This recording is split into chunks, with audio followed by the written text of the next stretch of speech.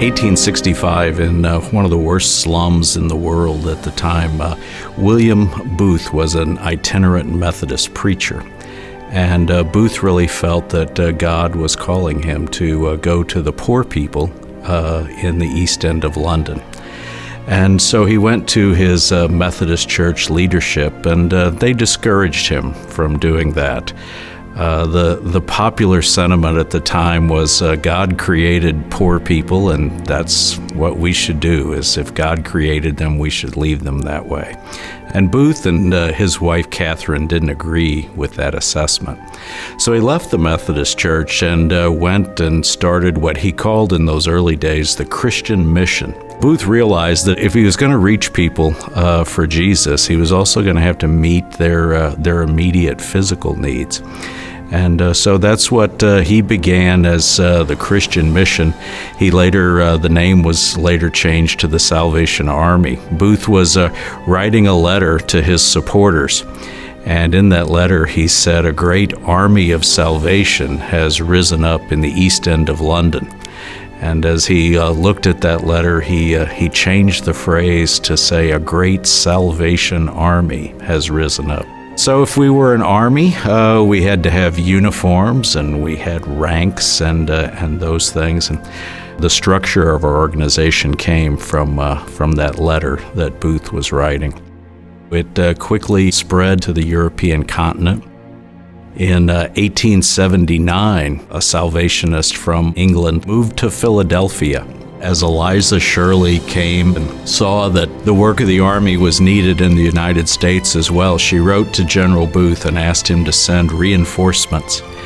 And so in 1880, he sent Commissioner George Scott Railton and 7 what in our history are called the Hallelujah Lassies.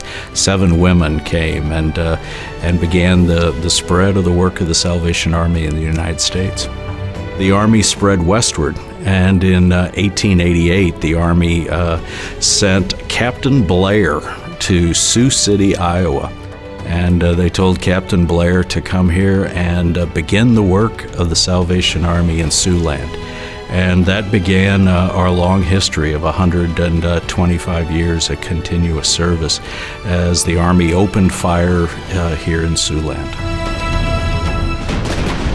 100 years ago, World War I broke out in the continent of Europe, and of course 2 years later the United States entered the war. The then national commander, which was William Booth's daughter, Commissioner Evangeline Booth, went to General John Pershing, who was in charge of the American forces, and said, "We want to help."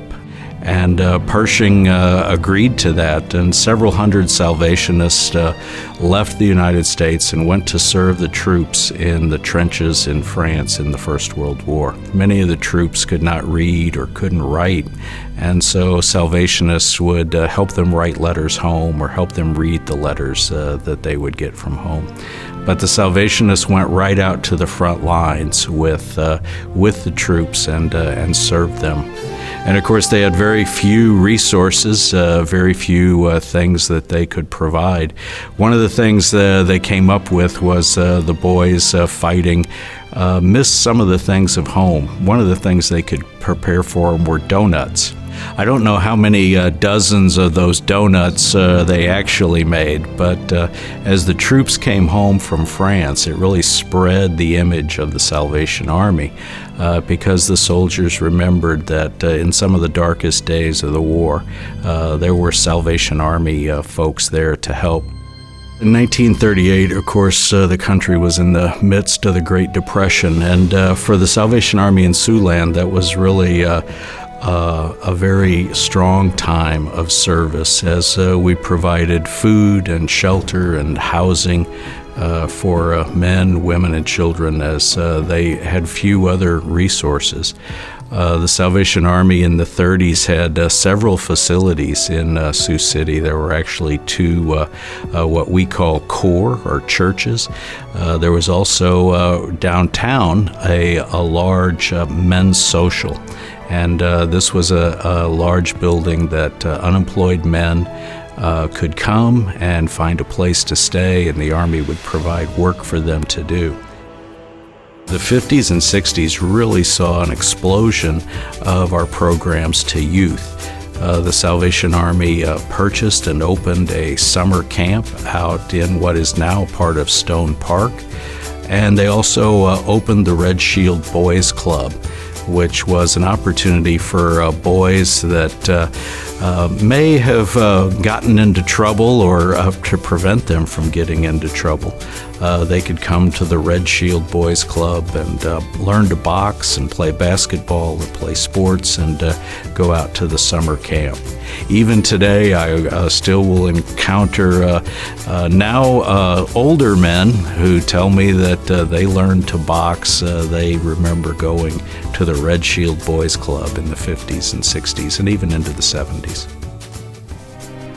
In 1989, Salvation Army volunteers and officers were mobilized as Flight 232 crashed at Sioux Gateway Airport, and it continued a long history of service of Salvationists at natural and man-made disasters. And now today, Salvation Army services continue.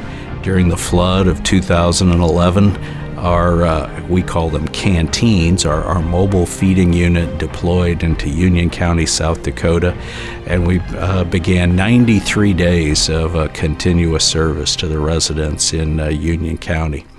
There's such a misconception that the Salvation Army are just bell ringers at Christmas time. And if people would just stop to take the opportunity to ask questions and to do some visiting of the Salvation Army, they'd understand that they do so much more for the people. There's nothing like the Salvation Army. They do so many things that I always wanted to be a part of. In 1953, I started going to the Salvation Army, and I always admired the officers in their uniforms, and I always said, this is what I'd like to be someday. As I got older, I got to be in charge of the disaster canteen, and I went out and served people that were in need on floods, fires, Flight 232. I am in emergency management, so I work planning and natural disasters. And working the floods in 2011, they were there to support our community as well as other communities with assisting people that had lost everything in the floods. We've had to do some unpleasant searches on the river. That is not easy for our first responders, and they get out there for a long number of hours, and Salvation Army's there to help us with feeding and keeping our first responders well hydrated and stuff, and they're always there to help us. It doesn't matter when I call, what time of the day, Salvation Army's there. And that is what makes me so proud to be involved with this organization. In 125 years, one thing has remained consistent in Siouxland and certainly around the world. There are people that need help and people that need hope. And in 125 years, our programs have changed, but our desire to serve people has not. Nowadays, our program is focused really in three areas. We try and help folks that have emergency needs, perhaps victims of a disaster, a natural or man-made disaster. Some folks have just a personal disaster. There's not enough food to go around this month or this week. So we have a food pantry program that we provide nutritious food to families in need. Another part is we want to try and move people up out of poverty. Our Salvation Army Vision and Empowerment Program works with those who want to have a vision for a new and a different future.